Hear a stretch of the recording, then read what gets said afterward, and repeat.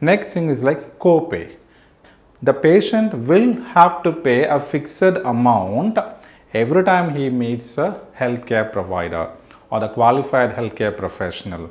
Say for example, it's like 2000 bill you are getting, you'll have to pay a 20% out of it. So you might have to pay like 400 rupees every time you see a doctor.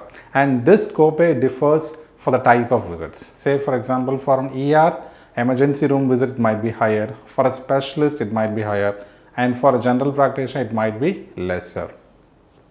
Next thing that we have is like co-insurance. The insurance would pay like 80% of the allowed amount, and the remaining 20% will have to be borne by the patient himself. So instead of a copay, some insurance companies might have a co-insurance. Okay, 80%, say for example 10,000 rupees is your cost, 8,000 will be given by the payer, 2,000 will be given from the patient.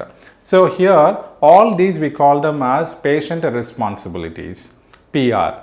The copay, deductible, co-insurance, these are the patient responsibilities.